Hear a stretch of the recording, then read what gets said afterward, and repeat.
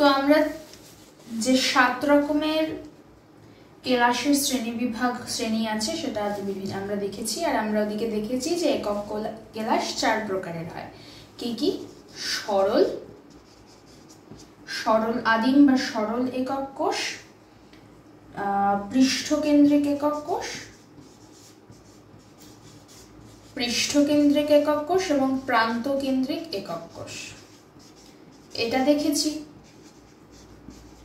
তো এই 7 রকমের যে বিভিন্ন ধরনের কেলাস জালক বা ল্যাটিস এবং এই যে 4 ধরনের বিভিন্ন একক কোষ, পৃষ্ঠকেন্দ্রিক, প্রান্তকেন্দ্রিক, দেহকেন্দ্রিক, এই যে 4 প্রকার কোষ, এই সব ক্যাটাগরিকে মিলিয়ে টোটাল যে বিভিন্ন ধরনের কেলাস পাওয়া যায় সেটি হচ্ছে 14 রকমের টোটাল কেলাস পাওয়া যায়। মানে কিরকম? ধরলাম ঘনকাকার আছে, ঘনকাকার সরল, ঘনকাকার পৃষ্ঠকেন্দ্রিক, ঘনকাকার দেহকেন্দ্রিক, এরকম। তো সব মিলিয়ে সবাই আবার সবকিছু তৈরি করে না। যেমন অর্থরম্বিক সরল পৃষ্ঠ প্রান্ত 4 রকমই তৈরি করে, আবার রম্বোহেড্রাল শুধুমাত্র সরল কোষ তৈরি করে। সবাই সবটা তৈরি করে না। তাহলে সবাই সবটা তৈরি করলে তো তাহলে 7 গুণ 4 28 রকমের পাওয়া যেত, কিন্তু এখানে 14 রকমের পাওয়া যায়। সবাই সব রকমের কেলাস করছে না এখানে। তো 14 রকম আমরা পাচ্ছি। তো সেই 14 রকমের ল্যাটিস বা কেলাসকে বলা হয় ব্র্যাভিস ল্যাটিস। এদেরকে বলা হয় ব্র্যাভিস ল্যাটিস।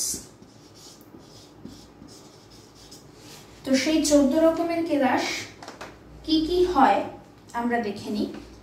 আমরা মনে রাখবো এই যে 14 রকমের ব্র্যাভিস ল্যাটিস আছে, এদের মধ্যে সরল প্রকারের কেলাস হচ্ছে 7টি, 3টি হচ্ছে দেহকেন্দ্রিক কেলাস এবং 2টি পৃষ্ঠকেন্দ্রিক ও 2টি প্রান্তকেন্দ্রিক। এবার দেখি তাহলে আমরা কে কোন প্রকার কেলাস তৈরি করে। এগুলো হচ্ছে বিভিন্ন ধরনের কেলাসের শ্রেণী বিভাগ। যে ঘনকাকার মানে আমার এরকম হবে, ঘনকের মতো হবে, যেখানে বাহুর সবকটা দৈর্ঘ্য সমান হবে, কোণগুলো 90 ডিগ্রি হবে, চতুস্তলকীয়, এরা জিওমেট্রি বোঝাচ্ছে। আর সরল পৃষ্ঠকেন্দ্রিক, প্রান্তকেন্দ্রিক, দেহকেন্দ্রিক কিসের কথা বলতো? গঠনকারী অনুপরমাণুর কথা। সরল কি বলতো? শুধুমাত্র কেন্দ্রগুলোতে থাকবে, তাই তো। পৃষ্ঠ কি বলতো? কেন্দ্রেও থাকবে, পৃষ্ঠগুলোর মাঝখানেও থাকবে। দেহকেন্দ্রিক কি বলতো? পৃষ্ঠ কিনারাগুলোতে থাকবে, মাঝখানে থাকবে। প্রান্তকেন্দ্রিক বলতো যে কোনো দুটো পৃষ্ঠতলের মাঝখানে থাকবে, বিপরীতমুখী পৃষ্ঠতল। তাহলে এটা আলাদা জিনিস বলে। এই 7 প্রকার জিওমেট্রিটা বলে, জ্যামিতিটা বোঝায়। আর এরা বলে যে কোন পরমাণু কণাগুলো কিভাবে আছে। তাহলে ব্যাপারটা কি দাঁড়াচ্ছে যে ঘনকাকারে অনুপরমাণুগুলো কিভাবে আছে। চতুস্তলকীয় বা ষড়তলীয় যদি আমরা ধরে নিই, এরকম ষড়তলীয় আছে, গোটাটা ধরে নিলাম, সেখানে অনুপরমাণুগুলো কিভাবে আছে? এরকম শুধু কোনায় কোনায় আছে, নাকি মাঝখানেও আছে, নাকি দেহকেন্দ্রের মতো মাঝখানেও আছে? এই সব কিছু শ্রেণী বিভাগ করে এই প্রত্যেকটা এরকম বিভিন্ন বিভিন্ন টাইপ তৈরি করে। তো সেগুলোর ভিত্তিতেই এই 14 রকমের কেলাস পাওয়া যায়। এবার এখানে যদি আমরা একটু বুদ্ধি খাটাই, আমরা দেখতে পাচ্ছি যে সরল কেলাস 7 প্রকারের হচ্ছে। তার মানে আমরা দেখছি যে আমাদের জ্যামিতি আছেই তো 7 রকমের কেলাসের, আর 7 রকমের সরল একক কোষ পাচ্ছি। তার মানে প্রত্যেকেই এরা সরল একক কোষ তৈরি করে, নাহলে 7টা আসবে কি করে? তার মানে ঘনকাকার, চতুস্তলকীয়, ষড়তলীয়, লম্বহেড্রাল, অর্থরম্বিক, মনোক্লিনিক, ট্রাইক্লিনিক প্রত্যেক ধরনের কেলাস সরল প্রকারের কেলাস তৈরি করে। সবাই সরল তৈরি করে, সরল কেলাস। সরল কেলাস মানে যে যাই জ্যামিতিক হোক না কেন, ঘনকাকার হোক, যে সব বাহুর দৈর্ঘ্য সমান, কোণগুলো 90 ডিগ্রি, তারপর মনোক্লিনিক হোক, যে আমার কোনো বাহুর দৈর্ঘ্যই সমান নয় কিন্তু আবার দুটো কোণ 90 ডিগ্রি, অথচ একটা কোণ 90 ডিগ্রি নয়, একটু অদ্ভুত স্ট্রাকচার হয়, যাই হোক সেরকম। অথবা ষড়তলীয় হোক, যেরকমই দেখতে হোক, তারা সবাই সরল হবে। মানে তাদের শুধু কোণগুলোতে থাকবে, শুধুমাত্র কোণগুলোতে অনুপরমাণু থাকবে, সরল একক কোষ তৈরি করবে।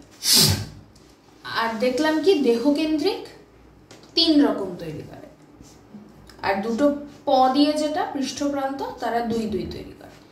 তো দেহকেন্দ্রিক কোন তিনটে তৈরি করে এদের মধ্যে? আমরা মনে রাখবো প্রথমটা দেহকেন্দ্রিক তৈরি করে, দ্বিতীয়টা দেহকেন্দ্রিক তৈরি করে, আর অর্থরম্বিক। অর্থরম্বিককে আমরা স্পেশালি মনে রাখবো কেন? কারণ অর্থরম্বিক এই 4 প্রকার কেলাসই তৈরি করে। অর্থরম্বিক সরলও তৈরি করে, দেহও তৈরি করে, পৃষ্ঠকেন্দ্রিকও তৈরি করে, প্রান্তকেন্দ্রিকও তৈরি করে। অর্থরম্বিককে স্পেশালি মনে রাখবো, ও 4 প্রকার কেলাসই তৈরি করে। তাহলে 3টে দেহ হয়ে গেল, প্রথম দুটো আর অর্থরম্বিক তো আছেই। তাহলে পৃষ্ঠকেন্দ্রিক প্রান্তকেন্দ্রিক কি হবে? পৃষ্ঠপ্রান্তের একটা একটা তো আমাদের এখানে চলে গেল, অর্থরম্বিক দুটোই তো তৈরি করছে দেখা যাচ্ছে। তার মানে আরেকটা পৃষ্ঠ আর আরেকটা প্রান্ত কে তৈরি করছে? মনে রাখতে হবে একটা পৃষ্ঠ ঘনকাকার করে,